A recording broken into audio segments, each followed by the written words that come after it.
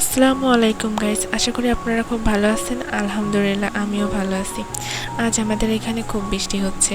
আমার মন চাচ্ছে আজ ঝুরঝুরে খিচুড়ি খেতে। তো বেশি দেরি কিসের, চলো যাই আমরা খিচুড়িটা রেডি করি। খিচুড়ি রান্না করার জন্য আমি নিয়েছি পরিমাণ মতো চাউল আর পরিমাণ মতো ডাল। ডাল নিয়েছি আমি মসুরির ডাল। আজকের খিচুড়িটা রান্না করব আমি হাতে মেখে। খুব অল্প সময়ে হাতে মেখে রান্না করা খিচুড়ির মজা কিন্তু অন্যরকম। আর বৃষ্টির ভিতরে তাড়াতাড়ি করে খিচুড়ি খেতে হলে কিন্তু হাতে মেখে রান্না করাটা খুব দরকার। হাতে মাখা খিচুড়ি রান্না করার জন্য প্রথমে নিব পেঁয়াজ, রসুন, গোটা রসুন, কাঁচামরিচ, দারুচিনি, তাছাড়া আরও নিব এলাচ, লবঙ্গ, গোলমরিচ ও জিরা। আরও নিব স্বাদের জন্য লবণ, হলুদ আর পরিমাণ মতো তেল। তেল নিব আমরা সাদা তেল, যেটাকে আমরা সয়াবিন তেল বলি। তারপর আমি মেন কাজটি করলাম, হাত মাখা খিচুড়ির যে কাজটি না করলেই নয়। আমি হাত দিয়ে সব ইনগ্রিডিয়েন্টসগুলো ভালো করে হাত দিয়ে চটকে চটকে মেখে নিছি।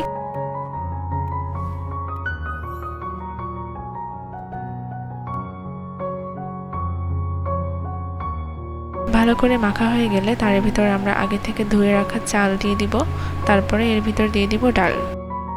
চাল ডাল দেওয়ার পর আবার আমরা মেখে নেব ভালো করে। চালের সাথে ডালের সাথে যে ইনগ্রিডিয়েন্টস আমরা আগে থেকে মেখে রেখেছিলাম সেগুলো ভালো করে মেখে নিয়ে তারপর আমি তেজপাতা আর শুকনো মরিচ দিয়ে দিব।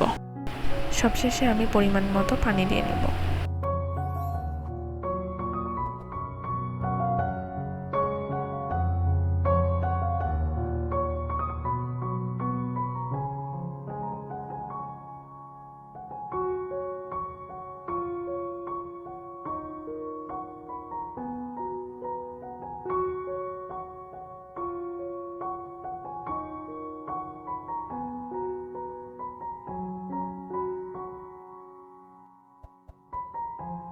এখন আমার খিচুড়িটি প্রায় রেডি। এখন আমি কাঁচা আম স্লাইস করে রেখেছিলাম, ওইগুলো দিয়ে দিব। দিয়ে কিছুক্ষণ আবার ঢেকে রাখবো আমগুলো সিদ্ধ হওয়ার জন্য। আলহামদুলিল্লাহ খিচুড়িটি রেডি হয়ে গেছে পুরোপুরি। আমি বাসার সবাইকে নিয়ে খিচুড়িটা টেস্ট করি। আর আশা করি আজকের রেসিপিটি আপনাদের খুব ভালো লেগেছে। আপনারাও বাসায় তৈরি করে খাবেন। ধন্যবাদ।